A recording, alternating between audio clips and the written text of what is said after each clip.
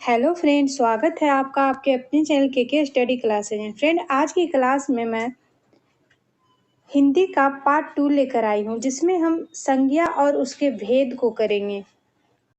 सो चलिए फ्रेंड्स, बिना देर किए हम लोग संज्ञा और उसके भेद को देखते हैं। संज्ञा की परिभाषा: किसी प्राणी, व्यक्ति, स्थान अथवा भाव के नाम को संज्ञा कहते हैं, जैसे गाय, मोहन, पटना, बचपन आदि। यह सभी संज्ञा के रूप हैं।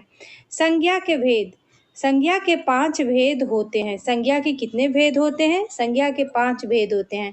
पहला भेद हो जाएगा व्यक्तिवाचक संज्ञा।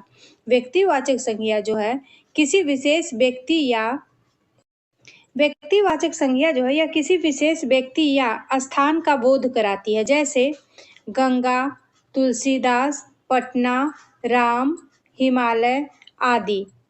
हिंदी में व्यक्तिवाचक संज्ञा की संख्या सर्वाधिक है। व्यक्तिवाचक संज्ञाओं में निम्नलिखित नाम समाविष्ट होते हैं, जैसे क में देखिए व्यक्तियों के अपने नाम: तुलसीदास, महेश, राम आदि। यह सभी संज्ञा के प्रकार हैं। ख में देखेंगे नदियों के नाम। नदियों के नाम में आ जाएगा गंगा, गंडक, यमुना आदि। झीलों के नाम में देखते हैं डल झील, बैकाल झील। समुद्रों के नाम में है प्रशांत महासागर, हिंद महासागर आदि। फिर ड में देखेंगे पहाड़ों के नाम: आल्पस, विंध्य, हिमालय। यह सभी जो है संज्ञा का बोध कराती है। संज्ञा मतलब नाम। गांव के नाम में देखते हैं पैनल, मनियप्पा, बिस्पी आदि। अब है नगर के नाम। छ में है नगरों के नाम, जिसमें आएगा जमशेदपुर, पटना, रांची आदि। फिर है सड़कों और दुकानों के नाम। सड़क में अशोक राजपथ, परिधान वस्त्रालय। सड़क में अशोक राजपथ हो जाएगा और वस्त्रालय में परिधान वस्त्रालय हो जाएगा। झ में देखेंगे महादेश के नाम, जिसमें एशिया और यूरोप आदि सब आते हैं। फिर है देश के नाम: चीन, भारत, रूस, पाकिस्तान, ऑस्ट्रेलिया। यह सभी संज्ञा है। ट में देखेंगे राज्यों के नाम: उड़ीसा, बिहार, महाराष्ट्र, कोलकाता, उत्तर प्रदेश। यह सभी संज्ञा है। पुस्तकों के नाम में देखेंगे रामचरितमानस, सूरदास आदि। फिर है पत्र पत्रिकाओं के नाम: यह है दिनमान, अवकाश जगत आदि। फिर है त्योहारों, ऐतिहासिक घटनाओं के नाम, जिसमें आएगा गणतंत्र दिवस, बाल दिवस, दशहरा, होली इत्यादि। न में है ग्रह नक्षत्रों के नाम: चंद्र, रोहिणी, सूर्य आदि। महीनों के नाम में देखेंगे आश्विन, कार्तिक, जनवरी, फरवरी आदि। फिर है दिनों के नाम। दिन के नाम में है सोमवार, मंगलवार, बुधवार आदि। अब देखेंगे जातिवाचक संज्ञा। अभी हम लोग देख रहे थे व्यक्तिवाचक संज्ञा, उसके बाद है दूसरे नंबर पे जातिवाचक संज्ञा। संज्ञा के भेद 5 है, तो दूसरे नंबर पर आ गए हम लोग जातिवाचक संज्ञा पे। जातिवाचक संज्ञा जो है किसी वस्तु या प्राणी की संपूर्ण जाति का बोध कराती है। जो संपूर्ण जाति का बोध कराए उसे जातिवाचक संज्ञा कहेंगे। जैसे गाय, गाय सभी गाय को हम गाय ही कहेंगे, उसका कोई नाम नहीं है, इसीलिए यह संपूर्ण जाति का बोध कराती है। गाय, नदी, पहाड़, मनुष्य आदि। गाय किसी एक गाय को नहीं कहते हैं, अपितु यह सब संपूर्ण गौ जाति के लिए प्रयुक्त होता है। मनुष्य शब्द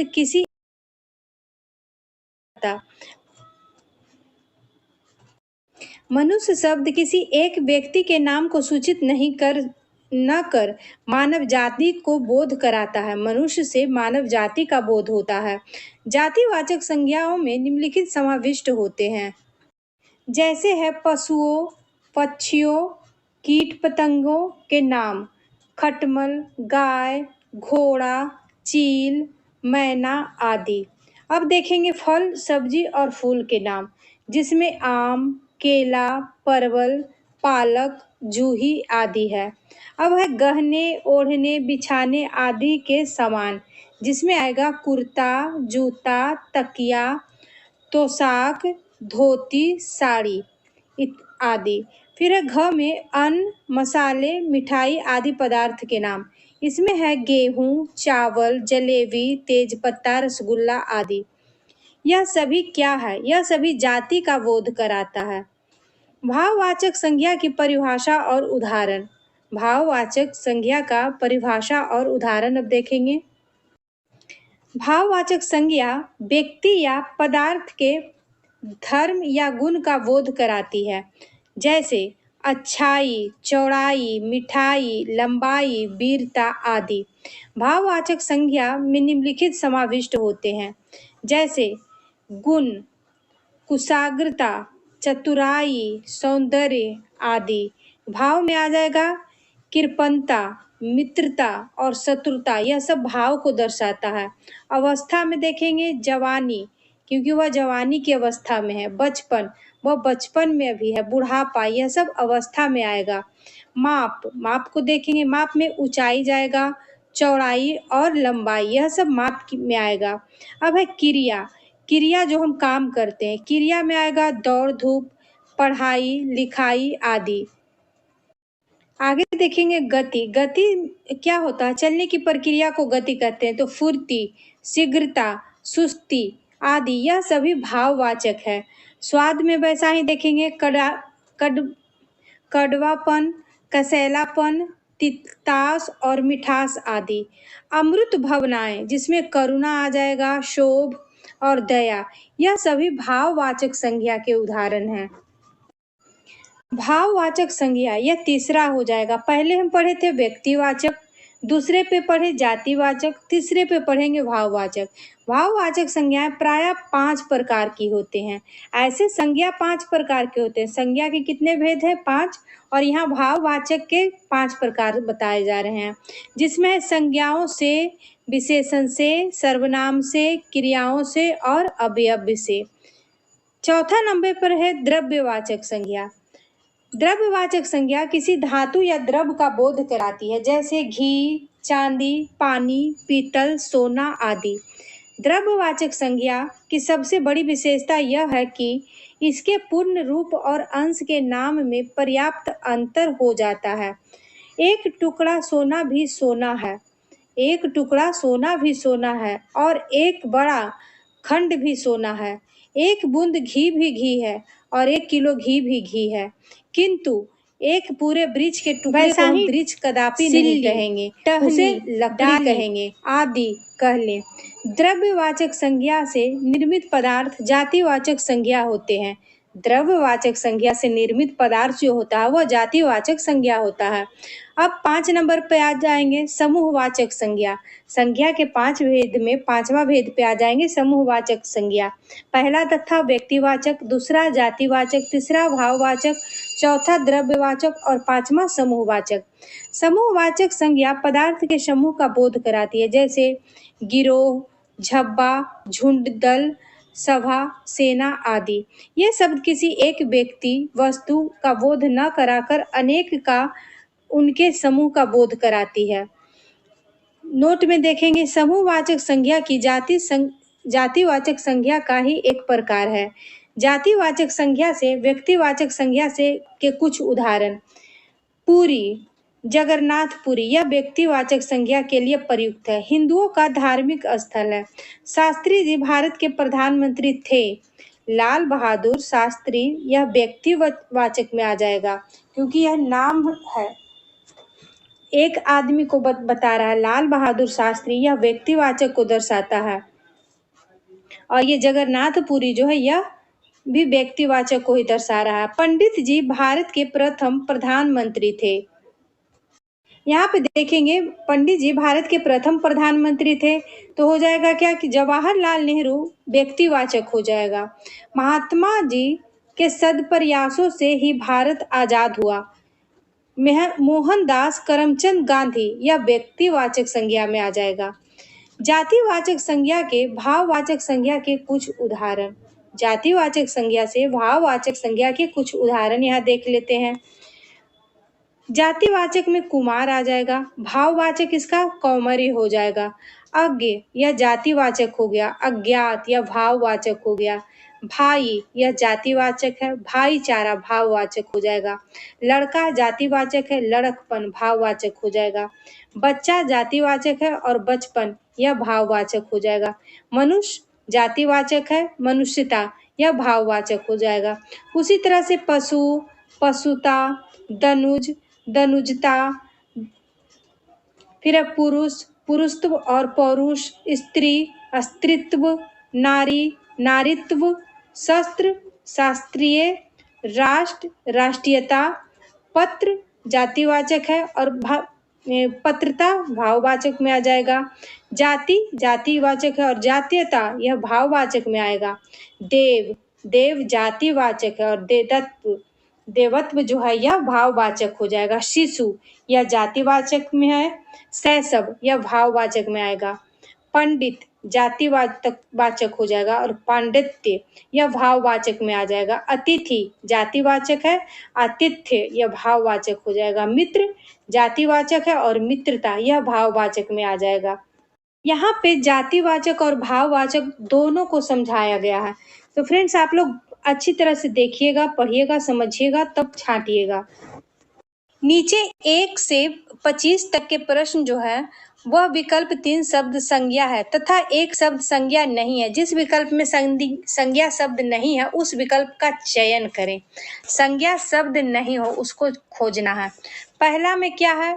अच्छा, राम, मंदिर और भगत सिंह। इसमें क्या हो जाएगा? राम भी संज्ञा है, मंदिर भी संज्ञा है और भगत सिंह भी संज्ञा है। अच्छा जो है यह संज्ञा नहीं है, इसीलिए इसका आंसर ए हो जाएगा।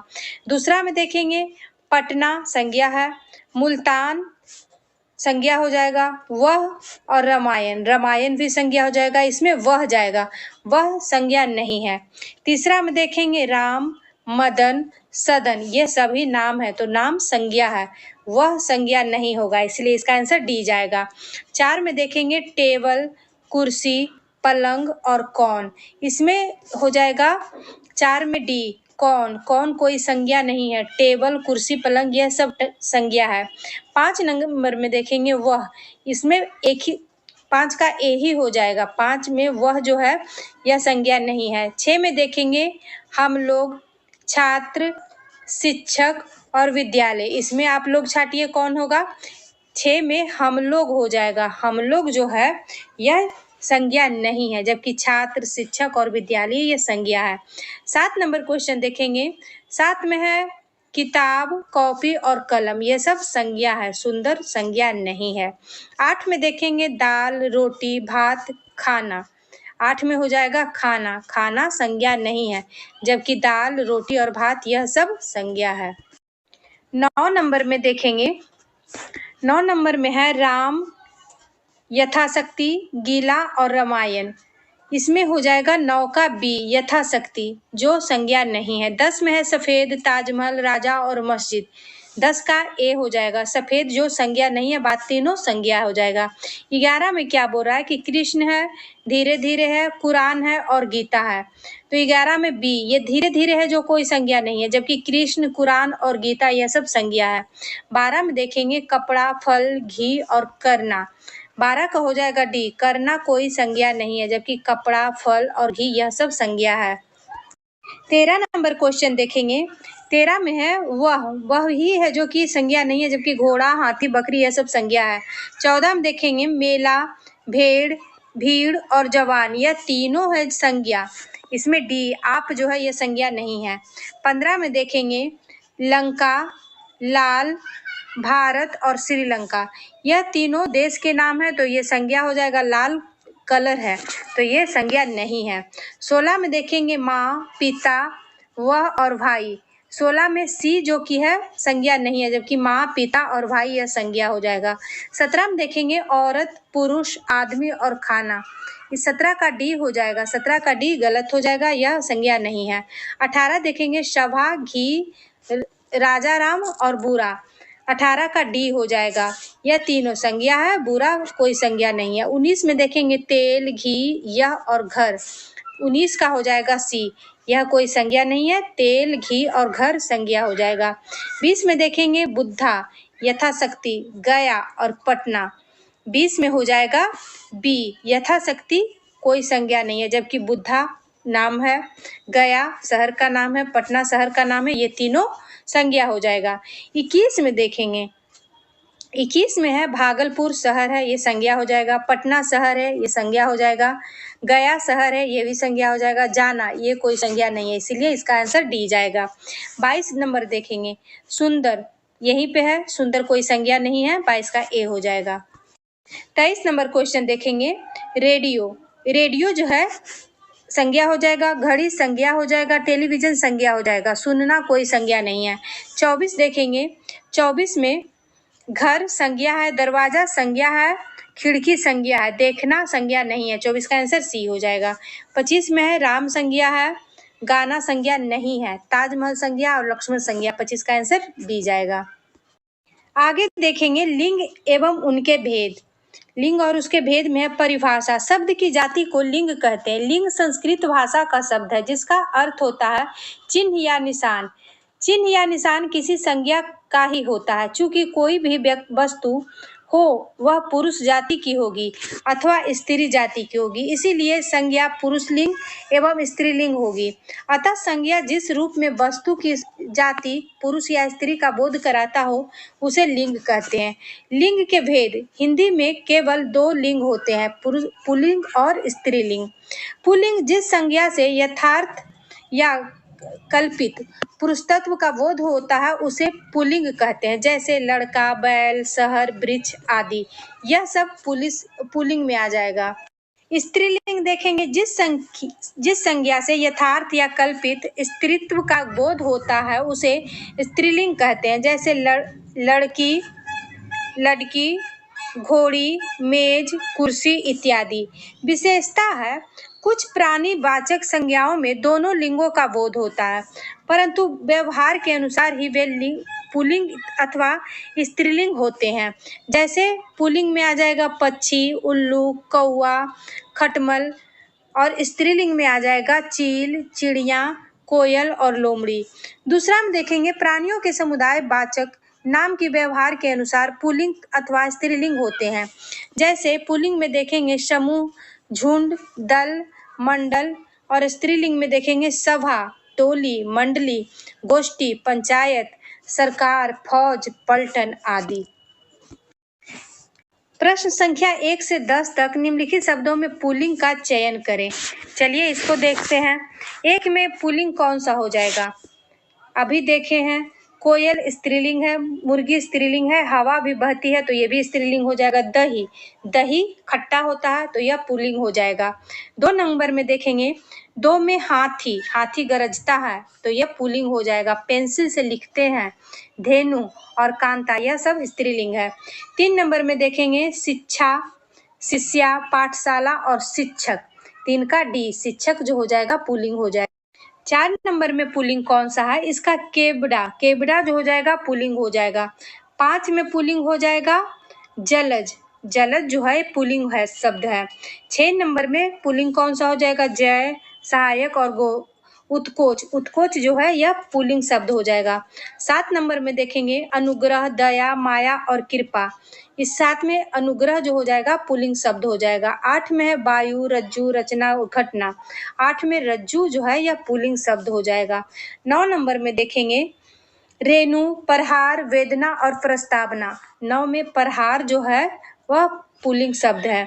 10 में देखेंगे अचला और सुमेरु और मृत्यु, 10 में मेरु जो है यह पुल्लिंग शब्द हो जाएगा।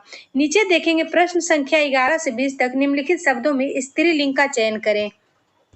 तो चलिए अब स्त्रीलिंग को देखते हैं। 11 नंबर में बोल रहा है स्त्रीलिंग कौन है? हंस, उल्लू, गिद्ध, चील जो है स्त्रीलिंग हो जाएगा। 12 में है भीड़, समूह, झुंड और दल, 12 में भीड़ जो है यह स्त्रीलिंग हो जाएगा। 13 में देखेंगे समुद्र, शरीर और झील, झील स्त्रीलिंग शब्द है। 14 में चिट्ठी, पत्र, पैन और पत्ता, 14 में चिट्ठी ही है जो कि स्त्रीलिंग शब्द है। 15 में देखेंगे दूध, घी, मक्खन, मलाई, मलाई जैसी, तो यह स्त्रीलिंग शब्द है। 16 में क्या है? काव्य, पोथी, पुराण और ग्रंथ। 16 में पोथी जो है, पोथी पढ़ी पढ़ी जगमुआ, पंडित भया न कोई। 16 का पोथी जो हो जाएगा स्त्रीलिंग हो जाएगा। 17 में देखेंगे टेबल लैंप, बिजली, बल्ब और हीटर। 17 का बिजली चमकती है, बिजली कड़कती है। 17 का सी हो जाएगा स्त्रीलिंग। 18 में देखेंगे लड़की, लड़की ही हो जाएगा, लड़की स्त्रीलिंग है। 19 में देखेंगे सुशील, सुशीला, सुशीला लड़की का नाम है, स्त्रीलिंग हो जाएगा। 20 नंबर रह गया। 20 में क्या है? 20 में देखिए बसंत, शरद, पावस और शिशिर। इसमें पावस जो हो जाएगा यह स्त्रीलिंग है। बाकी बसंत, वसंत ऋतु, शरद ऋतु और शिशिर यह सब पुरुषलिंग है। आगे देखेंगे वचन एवं उसके भेद। वचन की परिभाषा। हिंदी भाषा में शब्द के जिस रूप से व्यक्ति या वस्तु की एक या अनेक संख्या का बोध हो उसे वचन कहते हैं। संस्कृत शास्त्रकारों के अनुसार उचेत संख्याने इति वचनम, उचेत संख्याने इति वचनम अर्थात संज्ञा, सर्वनाम आदि की संख्या बताने वाले तत्व को वचन कहते हैं। वचन के भेद। हिंदी भाषा में वचन के दो भेद होते हैं। पहला हो जाएगा एक वचन, दूसरा हो जाएगा बहुवचन। एक वचन में जिस शब्द से एक वस्तु या एक व्यक्ति का बोध हो उसे एक वचन कहते हैं, जैसे लड़का, घोड़ा, लड़की, कुत्ता, गाय, बैल, आदमी आदि। बहुवचन में देखेंगे जिस शब्द से एक या अधिक या अनेक वस्तुओं का व्यक्तियों का बोध हो उसे बहुवचन कहा जाता है, जैसे लड़के, घोड़े, लड़कियां, कुत्ते, गायें, बैले, आदमियों आदि। संज्ञा वचन संबंधी कुछ प्रचलित नियम है। आकारात्मक स्त्रीलिंग एक वचन संज्ञा शब्द के अंत में ए लगाने से बहुवचन बनाया जाता है, जैसे शाखा, शाखाएं, कथा, कथाएं, लता, लताएं। उसी तरह से 2 में देखेंगे आकारांत स्त्रीलिंग संज्ञा का बहुवचन संज्ञा के अंतिम अ को ए कर देने से बनता है, जैसे एक वचन में गाय, बहुवचन में गायें हो जाएगा। एक वचन में बात, बहुवचन में बातें। एक वचन में बहन और बहुवचन में बहनें। तीसरा में है एकारांत का इकारांत स्त्रीलिंग संज्ञाओं के अंत में ई को ह्रस्व ई में बदलकर या जोड़ने से अर्थात ई, इया कर देने से बहुवचन बनाया जाता है, जैसे एक वचन में है पत्ती, बहुवचन में पत्तियां। एक वचन में लड़की, बहुवचन में लड़कियां। एक वचन में नदी और बहुवचन में नदियां। 4 में है जिन स्त्रीलिंग संज्ञाओं के अंत में या आता है उसमें या के ऊपर चंद्र बिंदु लगाकर अर्थात या को या कर बहुवचन बनाया जाता है, जैसे चिड़िया, चिड़िया, बहुवचन में चिड़िया, डिबिया, बहुवचन में डिबिया, एक वचन में गुड़िया, बहुवचन में गुड़िया। उसी प्रकार से 5 नंबर में देखेंगे जहां दोनों वचनों में पुल्लिंग में एक ही रूप होता है अथवा कुछ अन्य स्त्रीलिंग पदों में भी बहुवचन का बोध प्रायः गण, वर्ग, जन, लोग, वृंद इत्यादि लगाकर कराया जाता है, जैसे एक वचन में पाठक, बहुवचन में पाठगण। एक वचन में स्त्री, बहुवचन में स्त्री जन। एक वचन में नारी और बहुवचन में नारी वृंद। 6 नंबर में देखेंगे अ, आ, ई के अलावा अन्य मात्राओं से अंत होने वाली स्त्रीलिंग संज्ञाओं के अंत में ऐ जोड़कर बहुवचन बनाया जाता। अंतिम स्वर उ हुआ तो उसे ह्रस्व कर दिया जाता है, जैसे एक वचन में आएगा बहु, बहुवचन में बहुएं, एक वचन में वस्तु और बहुवचन में वस्तुएं। अब देखेंगे विभक्ति युक्त संज्ञाओं के बहुवचन बनाने के नियम। पहला है आकारांत और आकारांत संस्कृत शब्द को जोड़कर एक एकारांत संज्ञाओं में अंतिम अ, आ या ए के स्थान पर बहुवचन बनाने में ओकार लगा दिया जाता है, जैसे एक वचन, बहुवचन और विभक्त चिन्ह के साथ प्रयोग। इसमें है एक वचन में देखेंगे घर, एक वचन में देखेंगे घर, बहुवचन में घरों और विभक्त चिन्ह के साथ प्रयोग के घरों का घेरा। एक वचन में गधा, बहुवचन में गधों, अब विभक्त चिन्ह के साथ प्रयोग में गधों की तरह। एक वचन में घोड़ा, बहुवचन में घोड़ों और विभक्त चिन्ह के साथ प्रयोग होगा तो घोड़ों पर चढ़ो।